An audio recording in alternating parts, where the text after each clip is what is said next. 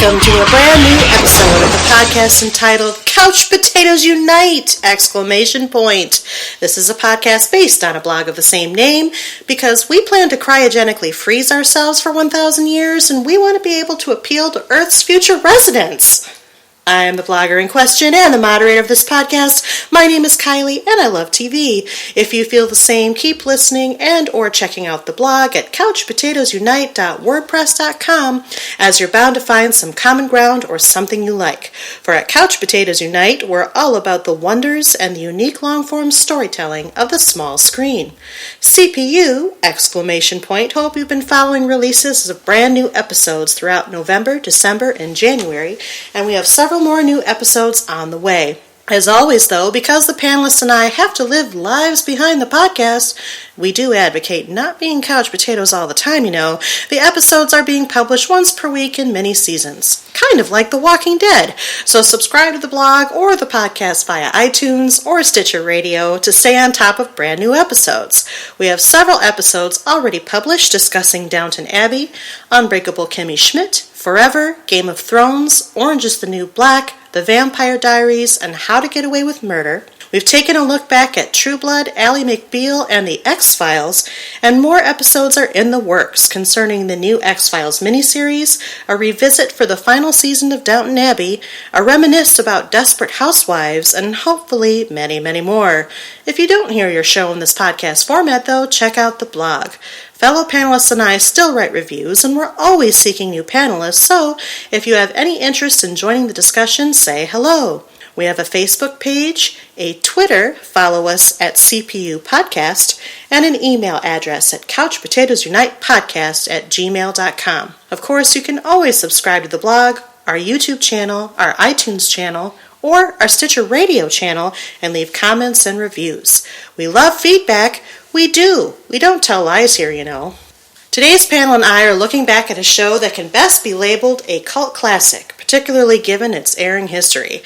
If you aren't already aware, from time to time, CPU exclamation point will be choosing shows of all types, but usually of some fame or notoriety to reminisce about, and to consider whether or not they age gracefully, like a cryogenically preserved pizza delivery boy, or don't hold up as well, like an alien crab with gland issues, regardless of how we may have felt when we first watched the show. As such, this is another chapter of our Looking Back podcast episodes, wherein we review a show that has been gone, either via natural end or cancellation, for some time. Good news, everyone!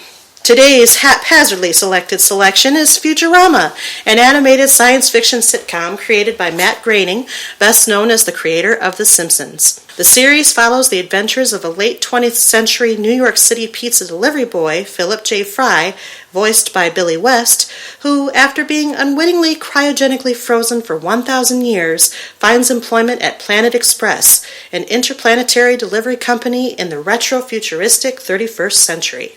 His co-workers include mad scientist/inept boss and his distant nephew, Professor Hubert Farnsworth, also voiced by West, the employee doctor, an alien crab that emits foul odors who has no understanding of human anatomy, John Zoidberg, also voiced by West, Farnsworth's graduate student intern, a sexually promiscuous, highly clumsy heir to the primary landholders of Mars, Amy Wong, voiced by Lauren Tom, the resident bureaucrat and personnel director, a Jamaican former Olympic medalist in limbo with a penchant for manwiches and marijuana, Hermes Conrad, voiced by Phil Lamar, the Planet Express ship's captain, a one-eyed, suspected alien, confirmed sewer mutant, who becomes Fry's primary object of affection, Taranga Leela, voiced by Katie Seagal, and an antisocial, suicide-prone, drunken criminal robot bending unit who encourages people often to bite his shiny metal ass, Bender Rodriguez, voiced by John DiMaggio. Futurama is set in New York at the turn of the 31st century in a time filled with technological wonders.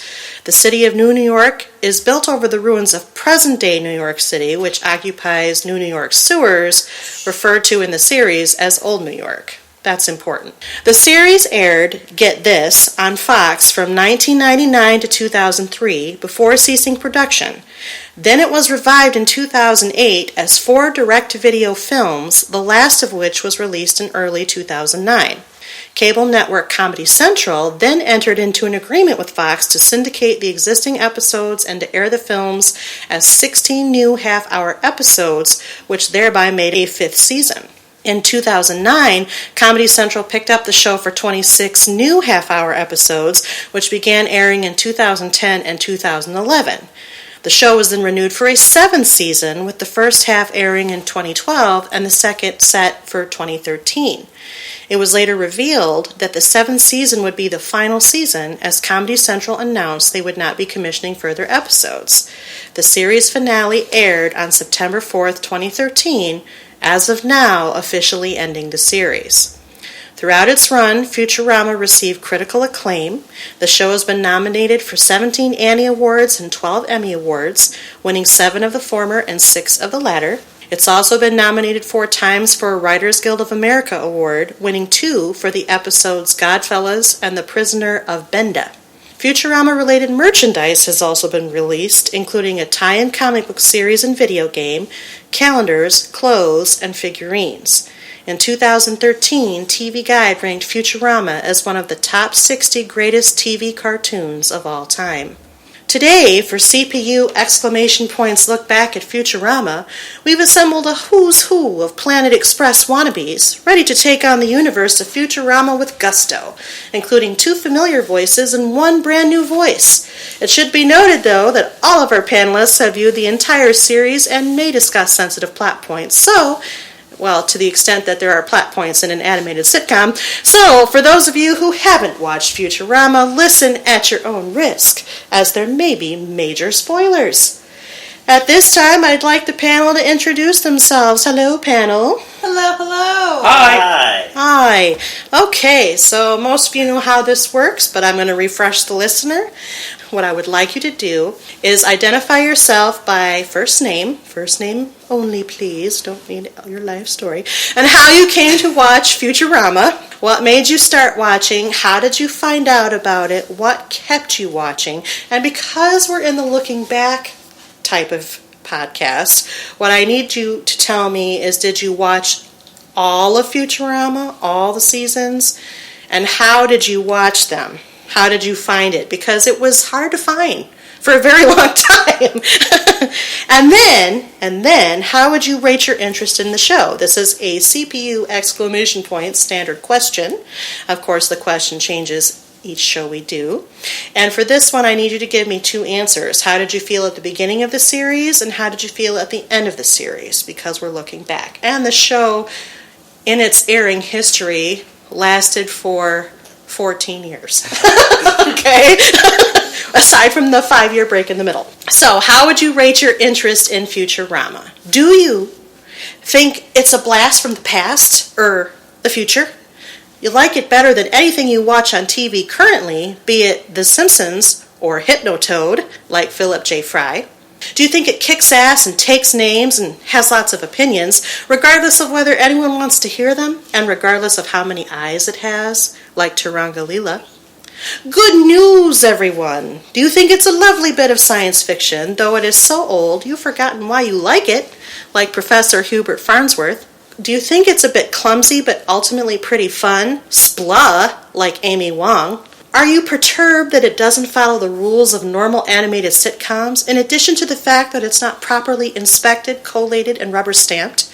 Also, it gives you a wicked case of the munchies mun, like Hermes Conrad. Do you think it's okay?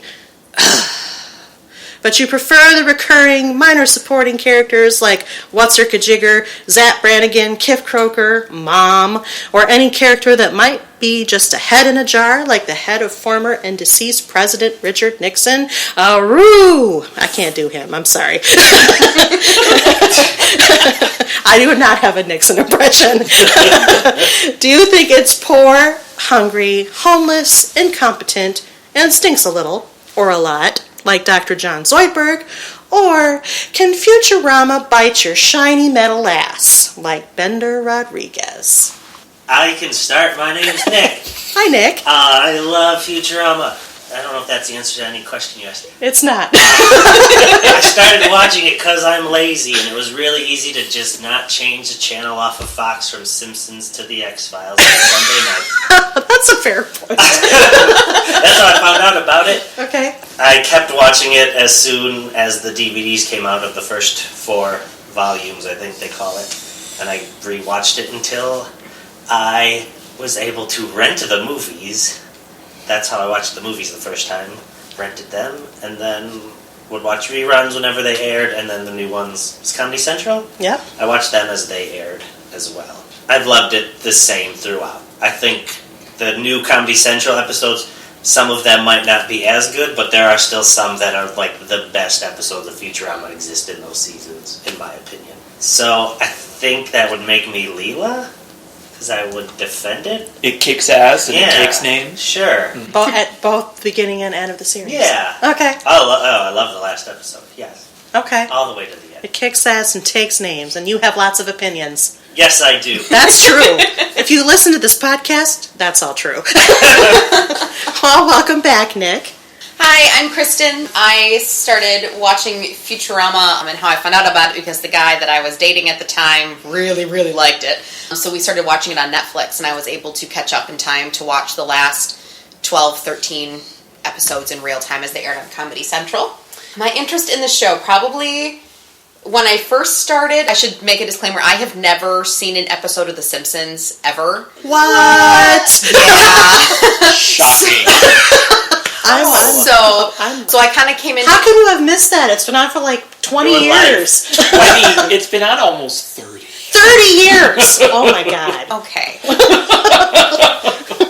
Sorry, Kristen. What? What were you saying? Okay, so Futurama, because I've never watched an episode of The Simpsons, Futurama was kind of the first adult sitcom cartoon that I really kind of was exposed to. I've since gone on to watch, Family Guy and American Dad and, all the other shows that the cool kids like. But still not The Simpsons? Still not The Simpsons. I'm sorry. So at the beginning, I thought it was okay. I really did like the minor, supporting characters quite a bit. Zach Brannigan and Kiff, I thought were just a riot, and I really liked their interaction with Amy and Leela. But as the series went on, I started to enjoy it more and more. And so I think when I stopped watching the very last episode, I think I'm kind of a combo between good news, everyone. But I can't. I am horrible. That was pretty good. I'm horrible at impressions. I make I just can't. There's no requirement that you do the impression. Well, I try. So I think, I'm a little bit of Professor Farnsworth because it's been so long since I haven't watched it since 2013. So it's been a while. Couldn't remember why I liked it, but also Amy Wong because I thought it was pretty fun. I enjoyed when I was watching it. It was always kind of we got a new one on the DVR. Let's check it out. But Amy thought it was pretty clumsy but fun. It was clumsy but fun. Okay. Yeah. Just clarifying. Yeah, it was a little clumsy at points. There were some episodes where I was kind of like, I really just couldn't get into them. And then others I thought were just a riot and a blast, so. Well, welcome back, Kristen. Listeners should be familiar with Kristen and Nick. They've appeared on podcasts separately and together. But we have a brand new voice in the room. Hi. Hi. Wait, Hi. what? You have a voice? What? I know. Oh, you're talking about me. I am. Oh, okay. Hi, I'm Michael. I'm Michael. Hi. And I remember hearing about the show when it first came out in 1999. I was a senior in high school. I'm not going to go into the whole history of my liking, but I was a huge fan of The Simpsons. And so, of course, when I heard that Matt Groening was doing a sci-fi animated show, and was like, oh my god, I love Matt Groening, The Simpsons, I love sci-fi, it's the perfect combination. So I was hugely a fan. I can remember watching the first episode. I think it aired on a weekday. I feel like it didn't air after The Simpsons, which I always thought was weird. But I can remember so I was like, Leela, like, oh my god, I love this show, it kicks ass, and it was hilarious, and so on and so forth. I haven't watched every episode, because I am a father, and I also went to college around that same time, so I don't watch a lot of TV, and I didn't watch a lot of TV then either. Also, it was, as you said, it was hard to find. I think it started airing at like 7 o'clock. They changed times on this show but so anyway, much. so I haven't watched every episode. And I guess I'm sort of like Professor Farnsworth now, because I remember what I enjoy about it, but it has been a while since I've seen certain episodes. But I'm still a huge fan. Okay. Yes. Well, welcome, Michael. Thank you. Hopefully we'll be able to help you and Kristen remember some of it. And Nick is a professed expert, so I think it should be good. As for me, if you listen to this podcast, you know I'm Kylie. And I started watching Futurama pretty much the same way Nick did. It was what aired at first between The Simpsons and The X-Files. Fox had me on Sunday nights back then. That was a thing. And I have been a fan of The Simpsons. I wouldn't say as big of a fan as Michael is, because I happen to know he's a big fan. Yeah. But I did watch it for a while, at least, especially in its first decade or so. I checked into Futurama because Matt Groening was the creator, and like Michael said, it was science fiction. I love the science fiction, if you haven't picked that up. And I don't know that I can say that I instantly loved Futurama. When the series first started, it was a little clumsy. I would actually be Amy Wong for the start of it. I thought it was fun but clumsy. Definitely Bender was my immediate draw. I thought he was hilariously funny, and I don't care how cliche that might be. But then there were other characters that I was like, and I wasn't sure what they were trying to do at first. But then I kept watching. And I even tried to follow it, because Fox really did a disservice to this show, and it's part of the annals of the show's history. They kept changing the time, they kept changing the day. They would preempt Futurama for their sporting events. They had baseball for a while, then they had football for a while. It kind of makes you wonder why it was canceled. I know, right? Shocker. Really kind of didn't help the show, and then it went off the air, and then I knew that Comedy Central was bringing it back. I didn't know that the movies had come to video. I didn't see them on video, but I did start watching it on Comedy Central, and I don't normally tune in to many cable shows that much, but I watched the Comedy Central ones pretty much in time. I might have missed one or two, but I've watched the whole thing since, on Netflix or whatever. And now I really love it. It has a special place in my heart. I actually think it's a blast from the past. I don't know that I like it better than anything that I watch on TV currently, but it does kick ass and take names, so I think I'll go with the Leela option for the last one, too. Because I think it got better, and then it got a little weird, and then it got better, and then it ended on a very, very strong note. And so it's now one of my favorite shows. There was a time I thought that Futurama was better than The Simpsons. Oh, wow. Yes. I was That's quite the confession. No, it's true.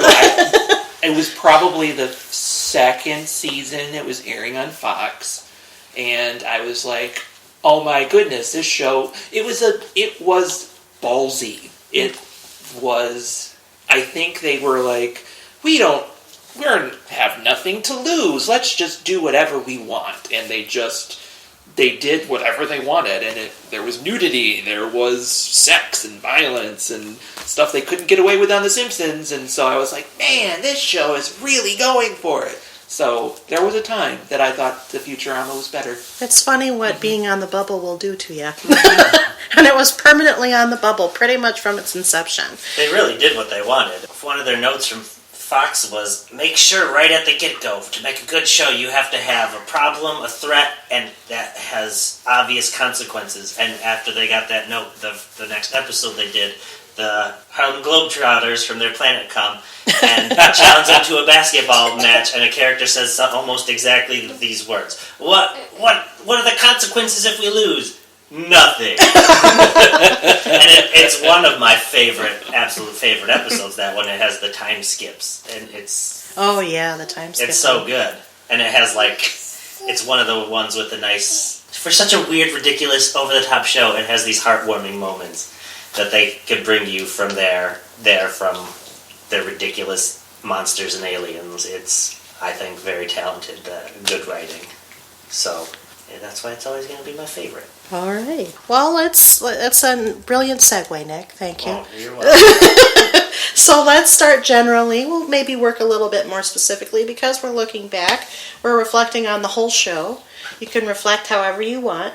What did you love? What did you hate about it? Well, like I said, I thought it was ballsy, and I can remember all of the craziness that was on the show. One of my favorite jokes on the show was when it was just a cold open joke where they're sort of gazing at the starscape out the window and being like, oh, it's such a beautiful starscape. Oh, it makes you really think about the world and the universe and so on and so forth. And they're like, oh, look, see that little tiny planet right there? It's so far away. And then it splats on the... It gets about as big as like a dime, and it splats on the windshield, and they're just kind of like, we're going to use the windshield wipers to get that off. And I laughed at that joke when I was younger and thought that was the most hilarious thing in the world. But you would never be able to do anything like that except maybe on the Halloween episode of The Simpsons. So it was just ballsy. I love how much they make fun of, their references to other science fiction shows, and in their attempt to make fun of them, sometimes they do things better than they did. One of their problems with science fiction shows is you go visit a planet and the whole planet is the same. Like, it's monoculture. Their whole culture. So they, in making fun of it, they also, sometimes fixed it. Like Mars, you have this college... Well, I think that one they're like, nope, 2 hemispheres. One's better than the other, according to the longs. One's all ranches, and basically the Old West is what it feels like with giant beetles. And then the other one is Mars University. So sometimes it's almost better science fiction, even though they're just trying to make fun of science fiction or comment on it. So I love that. I think what Michael said about they get away with things that The Simpsons can only do in Halloween episodes is why I feel like some of my least favorite episodes are the ones where they try to tell 3 little stories. They never really got that was a too new well. thing. Yeah. They're okay, but I think there's a lot of those in the Comedy Central years. Yeah. Yeah, because they didn't have Halloween as their gimmick, so I think they kept trying different ways things to do it. And they're always creative and well done, but there's so many different characters that they try to service, whereas The Simpsons didn't always try to get every character in every episode. In Futurama, I feel like they tried to bring in even Zap and Kif and just overload everything, and I think they needed more than what... You cut a 22-minute show into thirds, it's really hard to tell a detail-oriented story. Yeah. Let's do different animation styles. Yeah. That was one of the better ones, at least. That was one of the better ones. Actually, my favorite of those 3-parters was when they tried to mimic the Saturday morning cartoons. Yeah. And one of them was G.I. Joe, and one of them was Strawberry Shortcake. Yeah. Well, there was the animation style one, too. That was separate. That had, anime... and 2-dimensional. Yeah, and they had the 1920s or 30s cartoon style thrown in. That's a separate one. Wow, I put those together. Yeah.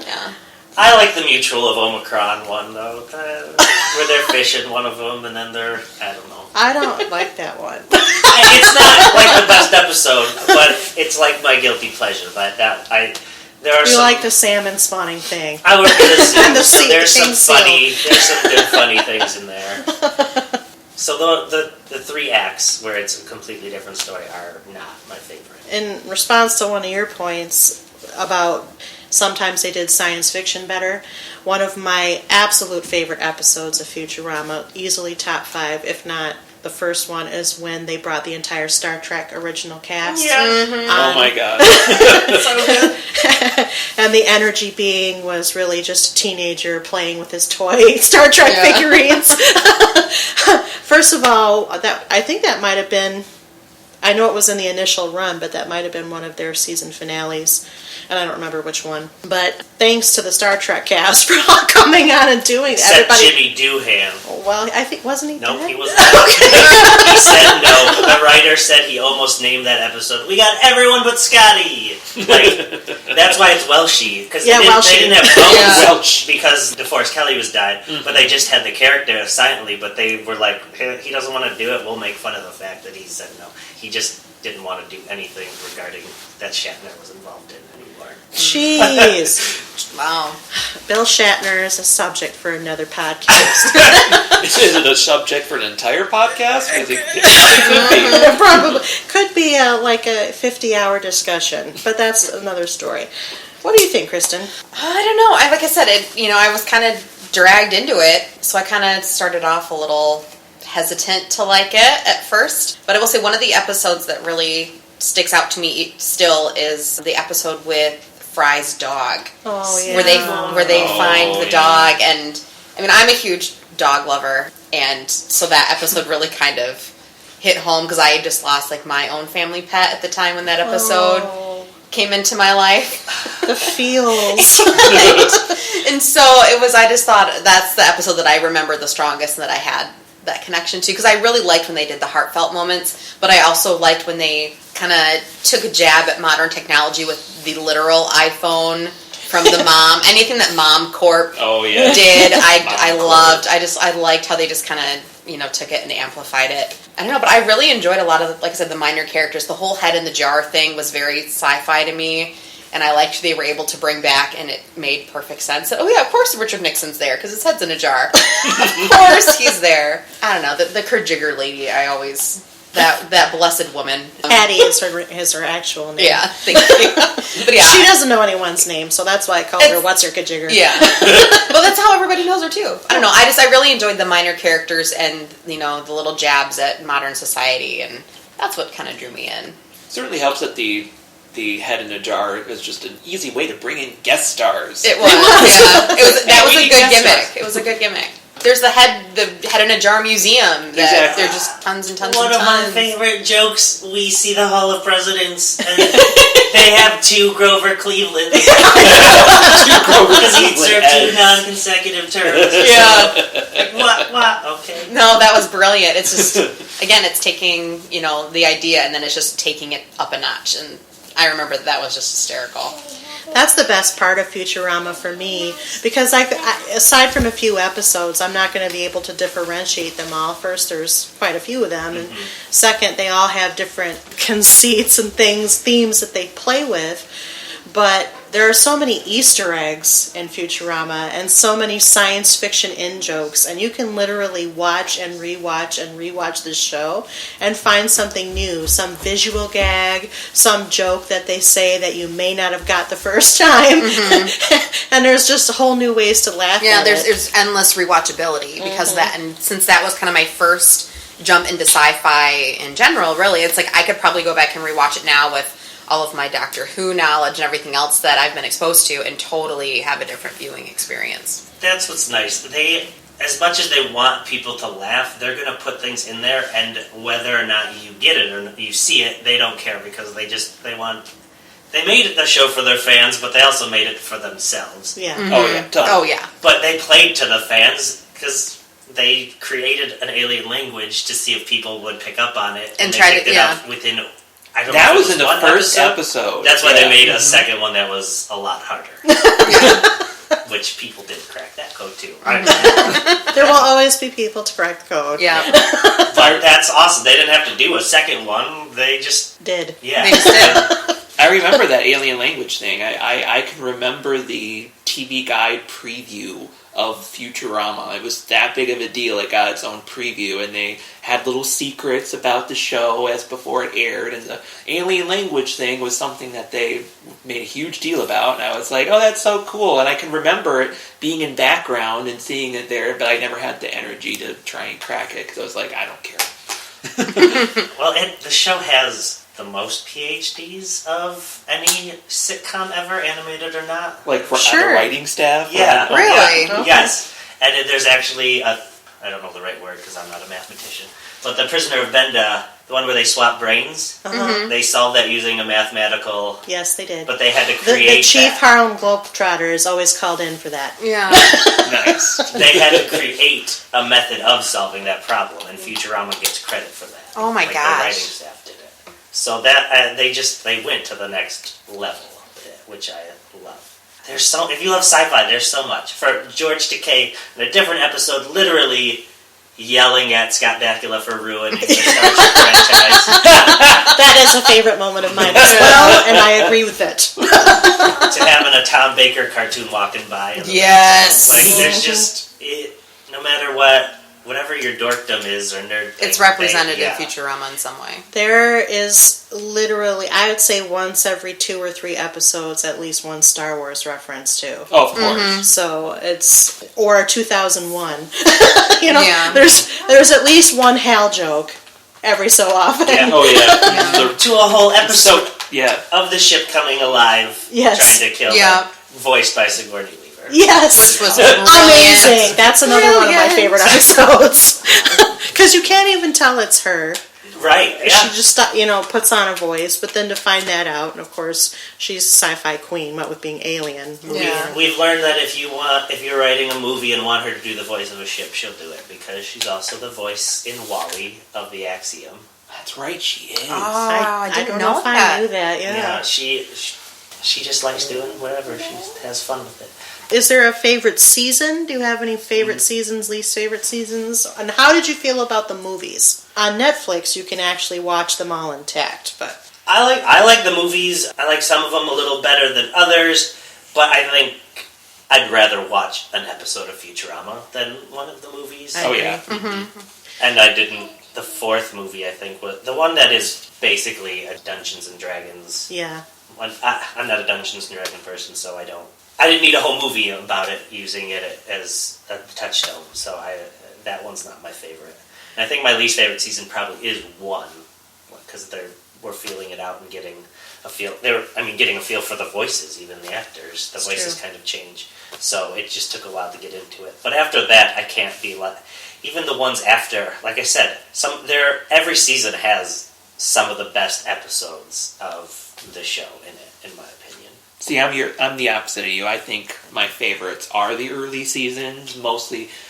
I actually disagree with you on the fact that they were finding themselves. I think they had it down pretty... They had a good idea of what they wanted to do with the show at the beginning. It changed over time, but they still had a good idea of what they wanted to do, and... I don't know, maybe the changing time slots or the changing of the way they were looked at on Fox. I don't know, but the voices are definitely different. And they changed from the pilot episode to... They find out what's funny about the voice and start playing into it. And Hermes was not Jamaican until after they recorded everything, and it wasn't funny, so they got Phil Lamar to do the character. Like, they changed that last minute. But I was just saying the first season. Oh, okay, yeah. The other ones are a little better. I think better, but... Like I said, it's not a huge difference for me. See, for me it is. One of my favorite, I don't know if I have an absolute favorite, but definitely one of my favorite seasons is the 4th season, which was the last season that it was on Fox. Because at that point, they were, like Michael said earlier, literally going balls to the wall because they knew they were in trouble. And just putting it all in there. There's some actually pretty raunchy episodes in that one, although they got raunchier for Comedy Central because cable. But then there's also some really kind of high-level concept episodes in those. And I can't remember any that specifically came out of 4, but as I was rewatching it, I thought to myself, God, this is a really good season. And that's because they knew they were trying to save themselves, and it didn't work. Thanks, Fox. Mm-hmm. Well, another thing Fox screwed them up on is they released the episodes in whatever order they wanted to, not Fox the order. has a tendency to do that. Yeah. They did it with Firefly too. Mm-hmm. The one episode they were so upset that they moved to the next season was the Titanic one, because when they wrote it and got it, it was done. And, well, Titanic was still in the movie theaters, but that's because it was in that long. But they said they kept going to the theater to see it, so it would be edgy, and it would be direct moments from the movie that just came out. And, you couldn't see it unless you went to the theater. But then it was over a year later when Fox finally released it. Mm-hmm. And other people had done spoofs and jokes. And Fox did not help Futurama out, I don't think. They did not. Yeah. And there isn't a fake Slurm product you could buy, even though Matt Groening wanted one, because Fox owns the rights to it and won't let go of Slurm. Even though they won't let go of the doing X-Men either. That's a whole other thing. Yeah. Sorry. But thanks for bringing back the X-Files. Oh yeah, thanks for that. Yeah, they redeemed themselves in that aspect in your eyes. Of course, they had to settle some lawsuits, but that's a whole other thing. Yeah. Oh, what? This is not a Fox bashing podcast. One of my other favorite parts about Futurama is kind of the takeoff they did, and they cribbed the idea from The Simpsons, which was to change the opening message underneath the title. Mm-hmm. So for The Simpsons, Bart's writing something different on the chalkboard, but for Futurama, it's some snarky phrase that they put in it. Now in smell-o-vision. Yes. I have to admit, that's one of the every time I hear the theme music, regardless of, I mean, I've seen them all, but I'm just like, oh, which one is this? Just for the message. Yeah, and that was the benefit of how I watched it on Netflix at first, because I was able to see the message. But when I would watch, reruns on Comedy Central, they would always cover it. They would cover it with an advertisement, so you couldn't see the snarky message. They would cover it? I don't remember that. Yeah, it would be like a pop-up, so you couldn't get the whole thing, like, Tuesdays at 9, watch Jon Stewart do this. Maybe they only did it during the reruns or when they would rerun a new one, but not the first time they ran the new one. Like but I do remember not being able to read it, which is dumb. It is dumb. It's dumb. I don't like that. And I was also thinking one of my least favorite moments for the series was actually the direct-to-video, one of the movies where David Cross voices the alien that lives in the other universe and wants to marry everybody on Earth. That one was kind of a little painful, only because it was like a joke that lasted way too long. That's what I said. It doesn't feel right as a movie. It is just a little too long. Yeah. If it were condensed to the 21 minutes of an average Futurama episode, it probably would have been hilarious. But after 90 minutes, I was just like, no, it's not funny anymore. And I can't even imagine how they split that up into 3. I did watch it on TV that way once or twice, all of the movies, and it is repetitive. It's very repetitive. That one particularly. But I definitely like that one more than the Dungeons and Dragons one of the movies. Really? I can't remember having the same aversion to the Dungeons and Dragons one, but I thought that one was kind of boring. But not in the sense of this is a joke that's run on too long. Probably because I don't relate to Dungeons and Dragons either. I've never played it. I know what the dice means something. There's lots of sides. But that's what's nice about the show is that you don't have to like any sci-fi. They don't necessarily beat you over the head. And even in an episode that is 2001: A Space Odyssey, you don't need to have watched it to get the jokes. Like, I've never seen that movie, but I listened to the commentary of the first 4 seasons, and like the reason it's pop cans she's opening is because they're called carbon something in the movie. Yeah. Like, what has carbon? A carbonated beverage. But it's just a goofy, stupid thing they're doing in the cartoon that doesn't last almost 2 hours. Well, really, in all honesty, this is not a sci-fi show. It is a workplace comedy. It is a workplace comedy. It just happens to take place in a different time. Exactly. Than It's all about the workplace antics and all the things they get into, delivering packages that are ridiculous. And it's funny how the sci-fi is really more just a background joke. Yeah. At one point, Hermes says, "Do you remember when we used to deliver packages?" There's so many episodes that does it. But Matt Groening said he was excited when they were creating, like, coming up with exactly all the setting. They're like, a delivery service. Like that, what crazy cool things are they going to be delivering? And he's like, getting these scripts back, like, a sign that says, "Don't drink the Emperor." Or the pillows. Like, what? What are we delivering? The pillows, but it was the Emperor episode. and the pillows was to a planet with high gravity. Yes. And so the pillows weighed like 80,000 pounds. Yeah. They had to push them in a cart. And So who are your favorite characters? Since we're in a workplace comedy. I love Fry. I'm sorry. I just think Fry. Does anyone hate Fry? I don't think anybody hates Fry. I was getting the impression that nobody was really latching onto him, so I was just, that's why I apologize preemptively. That's my personality. But I love him. He's amazing. He's hilarious, and he's like the perfect eyes to see this new world through, because he's, got that 20th century perspective on things, and suddenly everything's retro and not retro at the same time. The more things change, the more they stay the same. That's a good way to describe the show. That's true. I don't think he's a lot of people's favorite, but he's not. I don't think people don't like him. But there's so many other characters. I think you always you're waiting for those other characters. You always have plenty of Fry and Leela in every episode, so you're never missing them. Yeah. But Fry's always funny. He always says something stupid without it. It's intelligently written, but he is an idiot. Yeah, he's kind of clueless. Yeah, that's all right.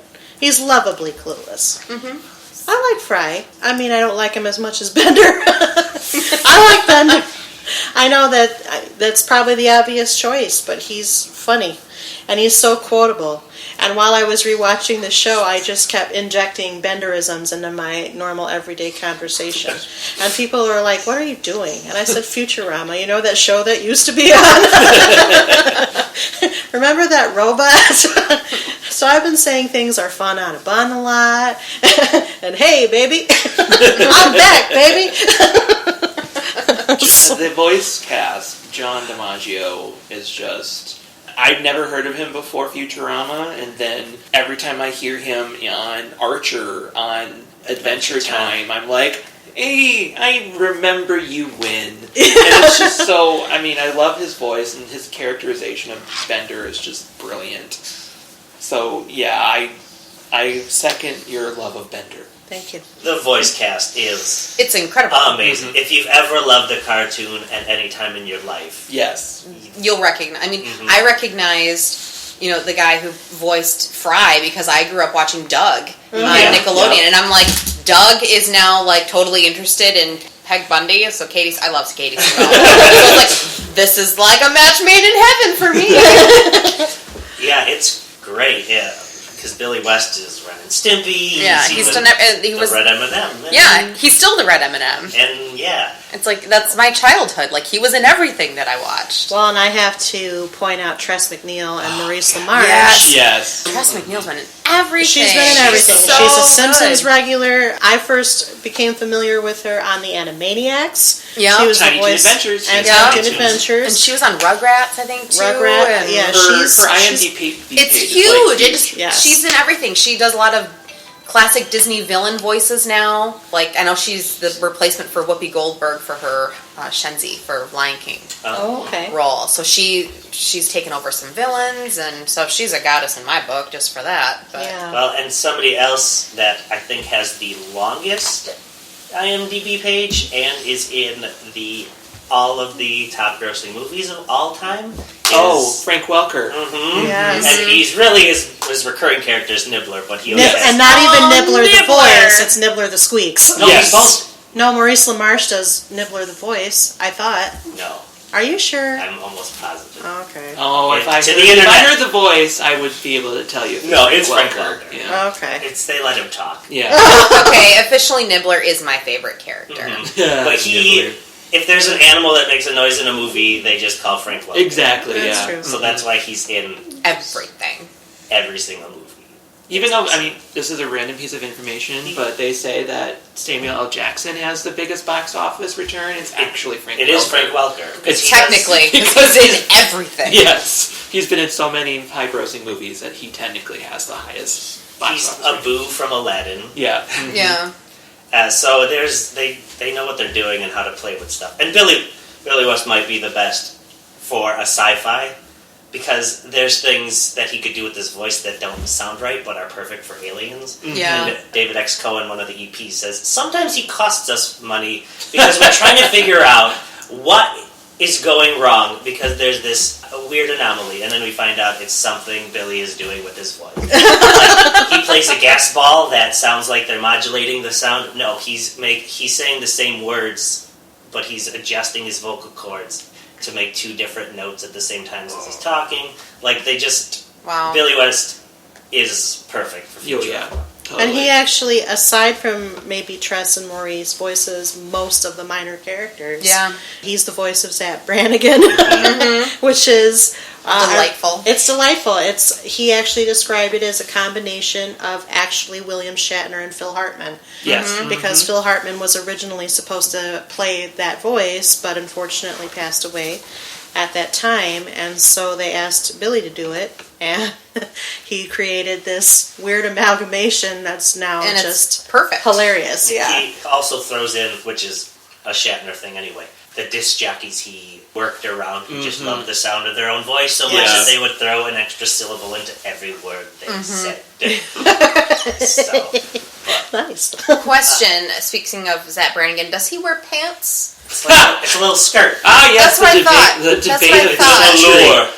Yeah. It's velour skirt. That's what I thought, because it was It might be a dress because I think it's all one thing. It's all a one thing. I was thinking it's a tunic, but then I couldn't tell if he was wearing flesh-colored pants, or if he just wasn't wearing pants. I'm pretty sure he mentions I'm pretty sure he mentions in one episode that he's going commando. He doesn't. Okay, that's what I thought.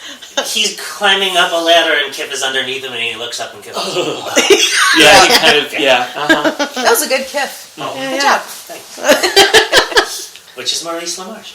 And you should look up YouTube because Maurice LaMarche and Billy West improv a scene because someone at Comic-Con asked them to, of Maurice doing Brain from Pinky and the Brain and Billy West doing Stimpy. And they do a whole, Ren and Brain instead of Brain and Pinky or Ren. Oh my Well, that had to be chaos. Oh, yeah. Because they just have fun. They're just big kids. It's awesome. That's great. I'm going to have to look that up later.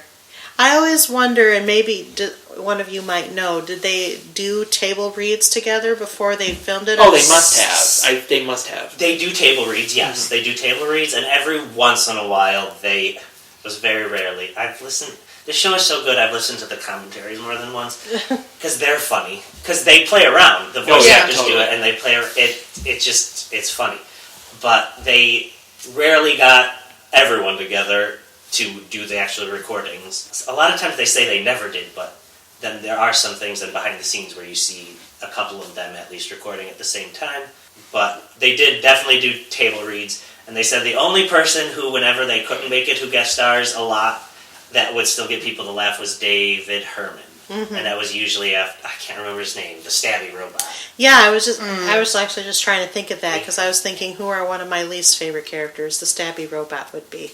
Every time he made that ha-ha noise, it would just laugh a lot. Oh, that bugs me, because I just watched an episode. He does have a name. He does have a name. Stabby, no. It's not Stabby. And is he one of the mobster robots? Clamps? No. Oh, okay. No. The mobster Clamps, robots. Julie Mousepad. Julie Mousepad? Oh, yeah. That's John DiMaggio, is that guy. Maurice LaMarche is the Donbot. Mm-hmm. I think Billy West is Clamps. I think so too, but I'm not positive. I'm not positive. It's one of those shows where it's like, because they have such versatile voice artists, there are times you'll be like, who's that now? Who cares? It's just like a good characterization. It's funny. That's another thing the commentaries do. Maurice LaMarche, John DiMaggio, and Billy West will do dueling Zoidbergs or dueling Farnsworths because they all know what they're doing. They can all sound like each other, so it's pretty funny and amazing what they could do with the voices. I know. I wish there was commentary on Netflix. I know. That'd make life so much better. I know. Suggestions. Netflix. Add a optional commentary viewing option. Yeah, I like Netflix better than DVDs with those bonuses. Those bonuses are what you miss. Mm-hmm. That's what you miss. So what are your least favorite parts of the show? We've gushed. Sometimes it just felt like they ran out of ideas, and that may be kind of where it had that dip. I felt like there was nothing new and exciting. It was just kind of, what the heck are they doing now? Like, is this really necessary? I don't know. When the lows happened, they were really low. And when they were on a good storytelling streak, they were really good. There was no middle ground. It was either the episode was awesome or it really sucked. My thing here, and I'm probably going to get a lot of people groaning or be like, what's wrong with you? I think this show is a drop-in show. So, to me, I like the half hours that are wrap themselves up, and that's it. So the whole thing with Leela and trying to find her parentage and any of the other ongoing storylines, it kind of goes along with the movies being like they're 90 minutes long. You're like, ugh. But anything that was trying to do an ongoing story over time, I was like, I don't know. Just give me a funny comedy for half an hour. Oh, man, but there's so many Easter eggs. Like, that's true, yes. Yeah. Finding Nibbler's shadow in the pilot. Episode. He was in the pilot. Then they went and like Fry was trying to change his past of not getting cryogenically frozen, and it's him and Nibbler like teaming up, and then then I actually went back and watched the pilot, and I'm like, there's Nibbler's shadow. It was planned. It was planned. I loved that. I loved that Easter egg. And when we find out when Leela meets her parents, that's one of my favorite episodes too. Yeah. So she realizes she's not an alien; she's a mutant. Mm-hmm. Which they use that device pretty well. Yeah. To tell, like an actual sci-fi commentary was what sci-fi usually did. Let's make it an alien because the networks won't let us put different ethnicities on TV back in the day. Overall, the show's... I can just keep gushing. Nick, it can do no wrong negative. for Nick. Yeah. No, there are some episodes that are not. They're not the best, but they're not. I would not. There isn't an episode I would skip if I was watching the show. I would watch it from beginning to end with the movies. I kind of agree with that, though. I don't know if there's like... I'm going to disagree with you, Kristen, a little bit. That's all right. I don't know if the lows are necessarily whole big chunks. I think there are jokes that misfire. Oh, yeah. In a major way. But then there's at least some funny, redeemable jokes out of an episode. So, like, one of my least favorite episodes is the talking monkey, the first time, Gunter, that Farnsworth teaches how to talk, and he's super intelligent and almost too intelligent, and he's too intelligent to be a monkey, but he's not intelligent enough to be a human, or not human enough to be human, not monkey enough to be monkey. And it's actually, it's a trope. It's been done in different ways in other places, and they do it in a clever way for Futurama, but it wasn't my favorite except for the very ending joke, which I remember vividly, which is when the monkey is, halfway dumbed down to an average intelligent monkey, he says, "Now I'm going to business school," and Farnsworth goes, "No!" And that just made the whole episode. So even though I didn't like the first 20 minutes, that last was great. I don't know, for me the low points were anything to do with the mini professor, like the little Hubert. I didn't like him. I'm like, you can go away. It's Hubert, like the video game. Yeah. You're supposed to hate him. You are supposed to hate him. But I agree, I hate it's him just too. kind of like, really, is this necessary? Or you're giving us a character to hate just to give us a character to hate? It was a Wesley Crusher nod. Yeah, I figured. But Poor Wesley Crusher. They wanted to have the much characters in the scene act like the fans acted to Wesley Crusher. So, like, you'll see Hubert get hit a lot. Like, because that's what the fans wanted to do to Wesley. This stupid know-it-all kid that ruins everything. That's sad. I liked Wesley Crusher. Me too. Yeah, I didn't mind him either, but people did, according to Will Wheaton. Well, Will Wheaton, we are not in that camp. We are strongly big fans of yours. So when we do the Star Trek podcast... And it is a win with the people that do our podcast. I will gladly come on. All right. With Nick. Yes. We could do 5 hours... Like, on each show. On each series. I'm just going to represent the Wesley Crusher fan club. Wait, we can't do 5 hours on each series because that's already being done. There's a podcast doing a discussion on every single episode of Star Trek. Wow. Mission Log, that's what it's called, Mission Log. That's too much for me. Yeah, we don't do an episode-by-episode podcast. We do an all-over appreciation podcast. So we can appreciate it for 5 hours. We just won't go through all the episodes. We can go through all the characters of Futurama, like Calculon, which is another another one that's loosely based on William Shatner. Yes. You have the Billy West version of William Shatner, Zapp Brannigan, and Maurice LaMarche's version of That's another one of my favorite episodes, is when Calculon comes back from the dead, which is a Comedy Central one. Yeah. And he turns into this humble, sincere guy. And then the other big joke is that the robot devil can't stand it. Oh, P.S. The robot devil is voiced by Dan Castellaneta, the voice of Homer Simpson. Yes. And he's hilarious, and especially in that episode, because he's like, "No, I can't stand this for all eternity." Yes, I love Calculon. Yeah, anything with Calculon was a win for me. And Bender and Fry's blind love for Calculon. He could do no wrong. If we're talking about characters we didn't like, there was a time where I did not like Zapp Brannigan, actually. He was funny, but they always came back to him as sort of the foil for Leela's affection, and it was just like, I don't know, to me I got a little annoyed with it after a while, because they kept coming back to it. Like, maybe they wanted him to be more of an antagonist, and I was like, I don't know. It redeemed itself, though, after a while, when they made him more human, and more... I think there was that Adam and Eve episode. What? He's a monster! The Adam and Eve episode was tricking Leela into trying to sleep with him again. Yeah, but that's a very Sounds like human you thing to tricked do. Michael. That's a very human thing to do. He pinned her under a tree and ate all the food. And drank all the mineral water. So it's not And that purposely episode. I don't think it's sabotaged the that episode ship. I'm thinking of then. You must be thinking of a different episode. Is it the episode when he was almost going to marry her mother? Maybe. Because she questions that, thinking that he's really just trying to get in her pants, and in fact he's not. He seems to, at least as long as she served his purposes, That's genuinely probably the one loved. I'm thinking. That's the one I'm thinking.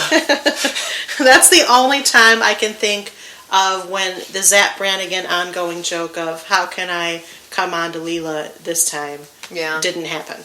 Yes. Well, one of his, I don't know if it's his first episode, he gives Fry advice. The quickest way to a woman's heart is through their parents. Sleep with them and you're in. So, like that. Yeah. And then later they have an episode where that's kind of the point, or at least premise is. I also want to give a shout out to the holiday representations. Yeah. So like the evil Santa Claus, which at first was voiced by John Goodman, but then was voiced by John DiMaggio. And then Hanukkah Bot, who was voiced by Mark Hamill. And then Kwanzaa Bot, who had various voices but ended on Coolio. It didn't start with Julio? It didn't start with Coolio. Oh. I don't think so. I know that the last couple, but I was trying to look at the cast list each time that I can't, somewhere down the line, and maybe it was because they liked working with him or what, but that's why Coolio is on one of the coins in the future. Is that true? Mm-hmm. Okay. I think because he got so excited to do it, he wrote a rap for them. He did. Yeah. And as did Snoop Dogg, who played the Chief Justice of the Supreme Court. Or is it Snoop on the money now? I can't remember. I think it's Snoop. That's why I'm Okay. confused. I don't think Coolio was on the money. Because Snoop was actually, Supreme Court-ish. Coolio wasn't. Well, I mean... He was Kwanzaa Bot. Yeah, Kwanzaa Bot, but not a zombie. Fox had a problem with that Christmas episode, though. Which one? The first one, but the problem was that it was a murderous Santa. Like, you can't show Santa this way. I remember it could that. ruin it for kids. Yes. They're like, first of all, this is not a show for children. It It's is not on a show pretty for late. children. And second of all, it's not Santa. It's a robot that looks like Santa. That's right. Who is trying to weed out the naughtiness in the world, but that you just can't be nice. Everybody's naughty. Just never leave the house. Yeah. We want to cancel this show. We need an excuse to cancel it. Oh, they're doing an evil Christmas episode. Cancel it! Well, to be fair, Fox actually had a problem with Futurama from the very first episode because it not only depicted Bender, an antisocial, highly what's the word? Is it misogynistic? Yes. Yeah. And also nihilistic robot who was trying to commit suicide in a suicide booth. Yeah. Frequently. But then it also had the little off-color humor that, as you noted, went further than The Simpsons did. And Family Guy, remember, they canceled Family Guy and brought that back too. Yeah. So there was a period when Fox was having problems. Maybe they were afraid of censorship or Moms for Good TV or whatever they're called.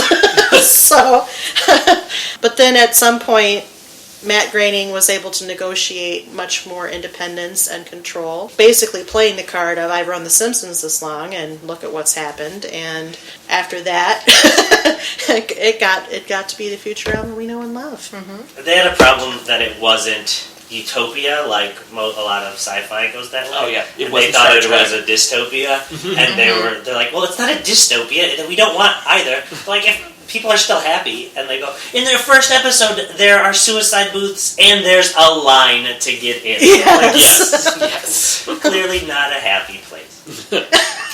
Which Bender is trying to steal that coin. He's trying to steal He the still coin. wants it. He wants to die, but he's taking the coin back.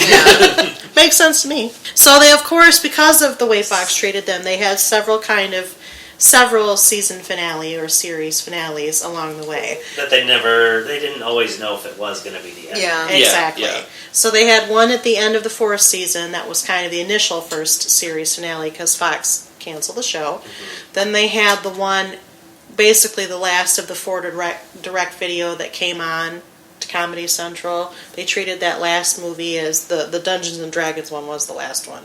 So that last piece of it was supposed to be Futurama's going away.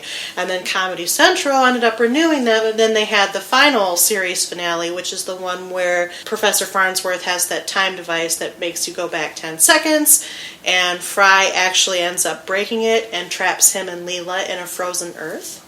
And they're able to live out the rest of their lives until Farnsworth finds them again as a couple in this earth. So what did you think about the series finale? I loved it. Yeah, I liked the ultimate series finale. That was the best one. That was the best one. I feel like it really gave a good closure to not only the overarch of Fry and Leela, but as a series in itself. It had all the jokes. Mm-hmm. And I think that was the best part. Yeah, I feel like it was a major, fanboy, fangirl dedication episode. It gave us everything we wanted in a way that we wanted it, and I haven't heard anybody complain about it like other series finales that have aired since then. So now here's a trick question. Do you think they should bring Futurama back? Why or why not? Oh, wow. Okay. If they brought it back, I would watch it. Obviously. If they brought it back, they should do just very short seasons to try to weed almost out. Like special event kind of. Mm-hmm. Like the X-Files? Yeah. Give them I'd rather quality than quantity. Yeah. So don't try to churn out a full season. Don't do a movie either. Just try to do a couple episodes. Yeah, I'd be down for that. A couple episodes a year, I'd be fine with. I mean, that's the way I view the show anyway, as a drop-in show. So if it was brought back, I'd be like, oh, cool, more episodes, more new episodes to watch. So I would be okay with whatever idea they came up with for bringing everyone back into the same timeline and be like, good news, everyone! I've gotten them back! And they don't explain how it happened. No, they do in the series finale. Yeah. Okay. Farnsworth finds them. He was looking for them for years, and then because he's caught weirdly in this time thing, and he finds them and pulls them through, and then to end credits. That's sure. always, It's kind of, I think, perfectly written, because it's both. It's ending and a beginning. Mm-hmm. It gives us that ending. They are happy living out their lives together, but then it doesn't undo it, because they'll remember that they did this, but it leaves us knowing that, things are carrying on as it did. So that's kind of how I like it. Actually, I don't think they get to remember. They don't? ask, and Farnsworth says, sadly, no, you won't remember it. I don't remember that. I think I've only seen that one once. Oh, go back and watch it. It's highly rewatchable. I do. I remember loving it a lot more than the. What was the last episode? Was that Leela's hands? Last episode. Was that what?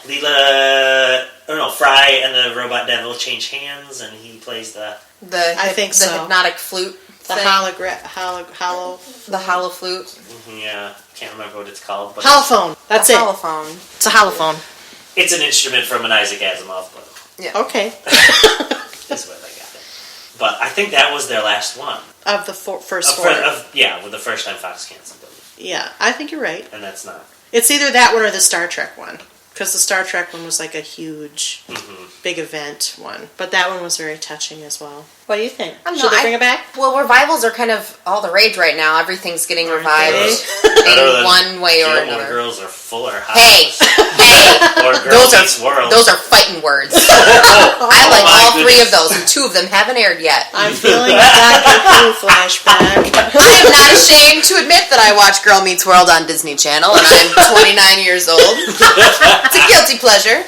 I'm also looking forward to Fuller House and Gilmore Girls, by the way. And so, but if you're going to do a revival, those three are actually good ones to look at, because they're continuing on with what was established. It's not just a reboot for a reboot. Yes. It's like they're continuing the original story in a new way, and they're telling good stories. I mean, they're not just trying to make money. They have a point.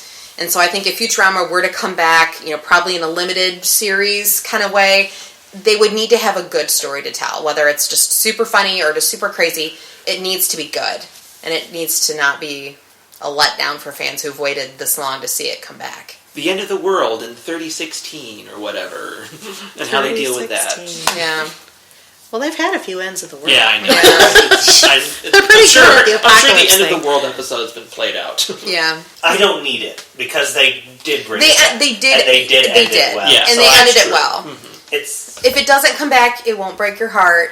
But if it does, it's like the cherry on top of the sundae. they came onto The Simpsons for an episode. They did do Did a they? crossover. Yeah, they did in do a 2000. It's not awesome, but if Yeah. you like Futurama, it's fun to see them again. Yeah. Maybe that's the first episode of The Simpsons No, I'll ever it watch. should be the second one. The first one you should watch is the X-Files crossover. That's That is- that's a it's great a- episode. That is But- actually the epitome of the It's show. such a good episode But of Simpsons. problem with that, She's never seen I've never the seen the X-Files. X-Files. You don't have to. You're right. You don't have to. Oh, I'm stupid. No, honestly, that's actually. I mean, It is a it's good off episode. topic, but if you really want to start watching The Simpsons, that is the perfect first episode because it is the epitome of the series in 1/2 an hour. You don't need to know anything about the X-Files. It's just as funny whether you know anything or not. I mean, you can watch the X-Files. Go It ahead. enhances but- the funniness. Yeah. Obviously. But they're pretty. I mean, the jokes that they pick for that episode are ones that, if you have any pop culture knowledge about the X-Files, you'll Which I get it. do. I mean, I'm friends with you guys. Well, it's And bound to then, rub off. Just like I have some pop culture knowledge of The Simpsons because I'm friends with you guys. That's right. And you live in the world. I don't know Yeah. how you can't have accidentally seen an episode of The Simpsons. I just never got into it. I never. Talent. Especially the shows you listed that you did watch, because it's all. No, I don't get it. How did you watch this and not The Simpsons? She didn't, Family Guy. she didn't watch this on Fox. She did say that. I watched it on I was Netflix listening at the to your insistence of a third party. I had no control over that. I was exposed whether I wanted to be or not. It just worked out in the favor that, oh, this is pretty good. Yeah, okay, I'll watch another episode. Kind of like what you did to Sarah with the X-Files, but she ended up liking that too, you know? So, if you've listened to our X-Files podcasts, you'll know what we're talking about. Do you think Futurama holds up? Yes. Yeah. Big time. I think yes. I agree. I think it's probably one of the most rewatchable shows that anyone has ever made. Especially for an animated series aimed at adults. I think it's endlessly rewatchable. I mean, they obviously make fun of technology of the time Yeah, that the so show's there's being some made. dated But references. I don't think it will be too dated though. I mean, because I don't think so either. I still have an iPhone, so it's that's still around. I mean, I think there's enough satire of present day, but also the jokes about what could happen and the fact that sci-fi is just an enduring genre. Oh, Yeah, yeah. anything goes. Fans of sci-fi properties will be fans of sci-fi properties forever, probably, so those jokes will always hold up. And the characters are super hilarious. All of them. Yes, even Zoidberg at times. He's not my favorite character. I'm sorry, I don't like him. It's a good punchline. Well, that one I episode know, that I feel about that- his origin Yeah, on the yeah. planet and the way it's like That's oh, one I of need my to find least a favorite mate. episodes. That's one of my I need to least find a mate, favorite and they all episodes. and everyone on the planet mates, and then they all die. I don't. Zoidberg episodes aren't my favorite. No. But when I like when Zoidberg comes along, Yeah, or when they Yeah. joke about and Zoidberg maybe. Yeah. No. Oh, and maybe I'll have friends. I mean, that's occasionally funny. Actually, one of the very last episodes, I don't know if you recall the episode where he dates the flower girl. It was actually voiced by Emilia Clarke, who plays Daenerys Targaryen on Game of Thrones. That's a big deal, Nick. I remember that episode. I didn't realize that was her. I don't watch Game of Thrones. Which you should. That's You another thing. We've told you this. But that's okay. I understand. So, you've never watched The Simpsons. Michael's a huge Simpsons fan. How would you rate your Simpsons feeling and compared to Futurama? It's so hard because there's so many seasons of The Simpsons. There's so probably many. more seasons of The Simpsons that are not as good as Futurama, but The Simpsons probably have plenty of seasons that are better, just because there's So many of almost them. 30 years to work with. Futurama's smarter and makes more specific references along my liking. So I think I like Futurama a little more than The Simpsons. I've watched like 3 episodes of The Simpsons in the last decade. Yeah. So yeah, I'm the same way. and maybe that's because there's so many and it's always there. I'm not worried about it. But Futurama, it was like, oh, I found a way to watch it. I'm going to watch it and watch it. And you just end up not getting bored of it. Because Yeah. The Simpsons, I don't care. And I think It there's might so always- many, if I just put on one, I might be bored with it. I agree. I've stopped watching The Simpsons. I don't watch it regularly. And I tend to like the older episodes better anyway. Whereas Futurama is consistently what it is. And probably appeals to me more. Although I do like a lot of the major characters. But I felt it was important to ask this question because Matt Groening is the creator. And these are basically the two shows that he created. Mm-hmm. How do you feel about Futurama compared to the so-called crop of adult cartoons nowadays, including things like Family Guy, American Dad, South Park, which is another Comedy Central? I think it's better. Yes. Mm-hmm. I mean, for me, it's the top that I've been exposed to. I think it's smarter. I think it's better written. The stories are better, at least compared to Family Guy. I think Family Guy goes for a lot more quick jokes, which is fine, and I like it, and it makes me laugh. But I like American Dad better than Family Guy because it's just more story-based. But I think Futurama has a lot more layers to a lot of their jokes, and has a lot more heart in their storylines. I have not watched South Park in a long time, so I don't know. I still check in on South Park, but I agree, I think Futurama's smarter. I think with the possible exception of South Park, Futurama will stand the test of time. Family Guy and American Dad especially, because American Dad is it was created to be a response to the George W. Bush era. So that's going to date very poorly in the future. Family Guy is more of a just silly flash in the pan. I mean, not really flash in the pan, but it's not going to stand up in 20 years. I feel like Futurama can, because the humor is more universal, and the fact that it is a sci-fi makes it more universal. So, yes, I definitely rate it up there with the other adult cartoons. But you're forgetting to add in the Cleveland Show. Well, any of them. Any of them. I just named examples. The Cleveland Show. I'm not trying to be like, that way. And really, that's another Seth MacFarlane. You could just throw them all in there if you want. Would you recommend Futurama to others? Of course. And have. Yeah, probably. Okay. That's a ringing endorsement. It does depend on the person. I'm not going to recommend it to someone who's never seen Star Trek, it has X-Files. to be somebody who'd be into it. Yes. Yeah, yes. If they don't like sci-fi at all, even though it is a fun, goofy cartoon, I think they won't like it as much anyway. They might as well watch American Dad or Family Guy. So being a sci-fi fan is a prerequisite for the show? It's definitely a perk. It's definitely a perk to get you in. It's a point of intro, whatever. I don't know what the term is. Just the trigger of an entry should point. You watch this or not. If they don't, then you might as well just watch The Simpsons, kind of. All right. And if you like The Simpsons, then maybe go into there because it's a similar style and good level of comedy. So, but I wouldn't think to recommend it to someone unless a sci-fi show was triggered.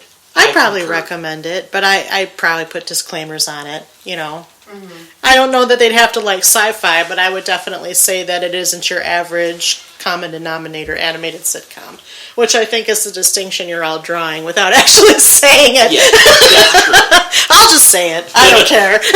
No, that is kind of, that's what I meant. It's not your Family Guys or your South Parks. It's its own special brand of animation. So my last question for all of you, other than just to make sure we've covered everything, is this something that you will rewatch in the future at some point? Most definitely. Being asked to do this podcast has forced me to rewatch certain episodes. Well, forced is not the right word, but self-motivated. Exactly. Self-motivated. It moved it ahead in the line. Yes. Yeah. And I was like, why did I ever stop watching this show? I mean, that's basically how I felt. And so, yes, I will definitely come back to it whenever I'm like, what else should I watch? Oh, Futurama. I like that show. I've introduced it to my 3-year-old. She loves it. Awesome. Who's in the room? Raising her right. Nessa, the junior podcaster. Being very quiet. She is. Mm-hmm. Good job. I forgot the question.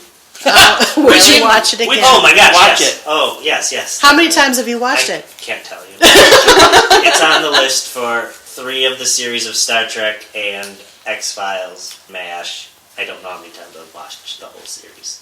It's up there with Nice. I've watched it 3 times. I'd revisit it. Well, I've only watched it once. If Netflix were to make it re-available, since that's the streaming service that I have, I would. It's there right It's now. Is it there now? It's there Okay, right because now. I remember it left for a while, so. It's back. Okay, well now with that- the movies. Oh. Because All of it. I haven't seen all the movies. The so. newer ones I haven't watched. Okay. Though that's probably only twice, and some of them only once. But yeah. Yeah, so I guess with that new knowledge that I've immediately just gained, I would probably give it another go. Now that like I said, now I have more of a sci-fi, tendency to my personality these days. I'd probably go back and catch a lot of things I missed the first time around, and I'd probably even like it better the second time around. No pressure with boyfriends. And Yeah. things. Let's try X-Files. Okay, that's on the list too. Yes, that's a good idea. I'm not going to give in on The Simpsons though, but I'll give in on the That's all right. It'll be on for another 10 years. Anything 40 else? years of The Simpsons. No, My they're God. like- They've done it for 30. I know, right? Harry Shearer. Oh, that's true. That's another podcast. People are dying off too. That's true, too. Oh, too soon. Is there anything else you want to say about Futurama before we sign off? Watch it. It's an amazing show. Yeah, it's real good. I did a thumbs up gesture that nobody could see. That's all right. Well, you described it. That's important. Drink Slurm. Drink Slurm. Don't drink Slurm. Fry turned green. I'll hail the Hypnotoad. And on that note, I'm going to leave it. I'd like to thank Kristen, Michael, and Nick for joining me today for talking about and looking back at Futurama. It's a bit of an unusual show for us because there is no story or through line. However, we do like scripted television here, and this is one of those unique, kind of special programs. And the reason why we're covering it is because we think more people should watch it and find it. Maybe they will do a reboot or a revival one day. A reboot. Or yes. A reunion episode. Or a reunion episode. Or maybe they just do a nice documentary and we can meet all the 7 voice actors or however many they are. But for now, again, I want to thank my fellow podcast panelists. I hope that you, if you have any interest, can find Futurama on Netflix. In the meantime, we will be having more upcoming episodes, as I said in my introduction. Keep tuning in, keep listening to us. We're available on YouTube, iTunes, Stitcher Radio, and of course you can always find us at couchpotatoesunite.wordpress.com, which is our hosting blog. We do still write blog entries as well, and you can always keep up with us there. Like us on Facebook, follow us on Twitter. I am actually considering an Instagram. I don't know how that will work. We'll figure it out, but keep following us, and that's how you'll stay abreast of brand new episodes. We hope you've enjoyed listening today. Stay tuned, keep listening, keep watching. Bye-bye.